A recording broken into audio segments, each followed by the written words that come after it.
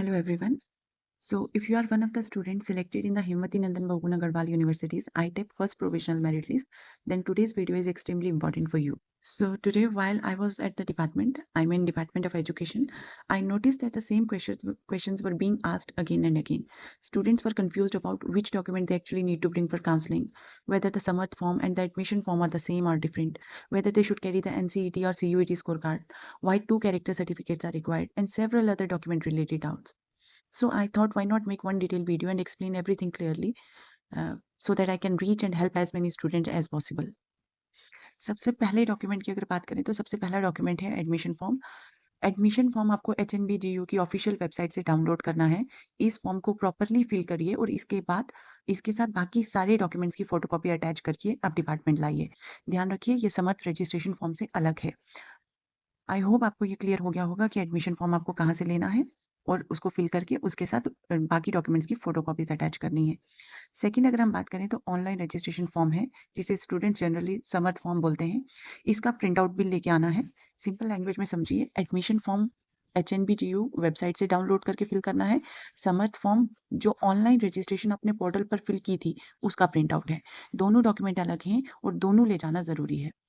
Then एक और query थी स्टूडेंट्स की कि CUET UGC स्कोर कार्ड लेके जाना है या NCET। तो आंसर बहुत सिंपल है। ऑफिशियल नोटिफिकेशन में NCET 2026 स्कोर कार्ड मेंशन किया गया है। तो अगर आपने NCET के थ्रू एडमिशन के लिए अप्लाई किया है तो NCET स्कोर कार्ड ही कैरी करिए। नेक्स्ट आपको लाना है high school certificate, high school marksheet, 12th class का सर्टिफिकेट और 12th क्लास की मार्कशीट। ओरिजिनल डॉक्यूमेंट भी लाने हैं और फोटोकॉपी भी लानी है। डिपार्टमेंट ओरिजिनल डॉक्यूमेंट से वेरीफाई करेगा और फोटोकॉपीज जो है वो आपकी सबमिट होंगी। नेक्स्ट बात आती है वेटेज सर्टिफिकेट्स की। तो अगर आपने एडमिशन फॉर्म में NCC, NSS, स्पोर्ट्स या कोई और वेटेज का क्लेम किया है तभी उसका सर्टिफिकेट ले जाइए। अगर क्लेम नहीं किया है तो इसकी टेंशन लेने की ज़रूरत नहीं है। नेक्स्ट है आपका कैटेगरी सर्टिफिकेट। तो अगर आप OBC, EWS, SC, ST, PWD, ex serviceman category से बिलोंग करते हैं देन अपना वैलिड सर्टिफिकेट ज़रूर लेके आइए। स्पेशली OBC और EWS सर्टिफिकेट जो है वो करंट फाइनेंशियल ईयर का होना चाहिए। क्लियर? देन आता है आपका ट्रांसफर सर्टिफिकेट। तो ओरिजिनल ट्रांसफर सर्टिफिकेट मैंडेटरी है, फोटोकॉपी भी साथ रखिएगा। अब आते हैं सबसे कॉमन कंफ्यूजन पर।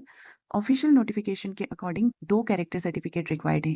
पहला कैरेक्टर सर्टिफिकेट ये आपका लास्ट एजुकेशनल इंस्टीट्यूशन से इशू होना चाहिए। फॉर एग्जांपल जिस स्कूल या कॉलेज से आपने क्लास 12th कंप्लीट की है तो वो कैरेक्टर सर्टिफिकेट आपको वही स्कूल या कॉलेज प्रोवाइड करेगा। तो आपको एक तो ये वाला सर्टिफिकेट जो आपको स्कूल से मिल रहा है वो कैरी करना है। दूसरा कैरेक्टर सर्टिफिकेट की जो बात हो रही है ये किसी भी गेजेटेड ऑफिसर के द्वारा इशू होना चाहिए। तो टोटल 2 कैरेक्टर सर्टिफिकेट लेके जाने हैं, एक स्कूल या कॉलेज का और एक गेजेटेड ऑफिसर का। इस पॉइंट पर आप सबसे ज़्यादा ध्यान दीजिएगा क्योंकि कुछ बच्चे कन्फ्यूज़ हैं कि जो गेजेटेड ऑफिसर का सर्टिफिकेट है वो कौन बनाएगा।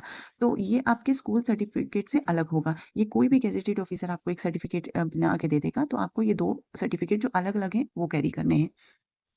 नेक्स्ट हम बात करते हैं मेडिकल सर्टिफिकेट की। तो आपको एक ओरिजिनल मेडिकल सर्टिफिकेट भी लाना है। ये चीफ मेडिकल ऑफिसर या चीफ मेडिकल सुपरिटेंडेंट के द्वारा इशू होना चाहिए। तो अगर तो आप श्रीनगर में हैं तो आपको ये बेस हॉस्पिटल से मिल जाएगा। देन आती है पुलिस वेरिफिकेशन की।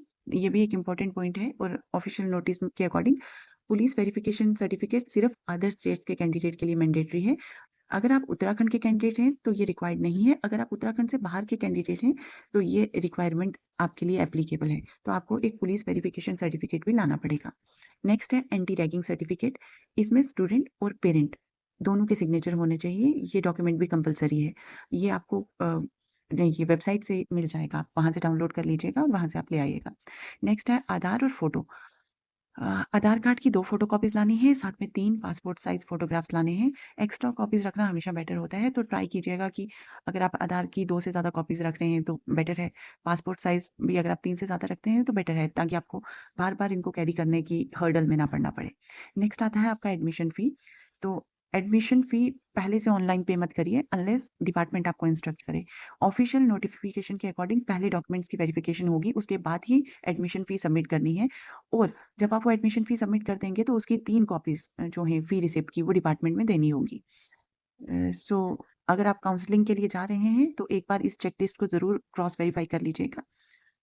आई होप अब आपको क्लियर हो गया होगा कि आपको कौन-कौन से डॉक्यूमेंट्स कैरी करने हैं और उनमें कन्फ्यूज़न नहीं रही होगी कि कैरेक्टर सर्टिफ़िकेट कौन से चाहिए आपको, एनसीईटी का स्कोर कार्ड चाहिए, एडमिशन फॉर्म और समर्थ रजिस्ट्रेशन फॉर्म दोनों अलग-अलग हैं। अगर फिर भी किसी डॉक्यूमेंट को लेकर कन्फ्यूज़न हो अगर आपको तो आप कमेंट सेक्शन में ज़रूर बताइए। मैं आपकी क्वेरीज़ के आंसर देने की पूरी कोशिश करूँगी।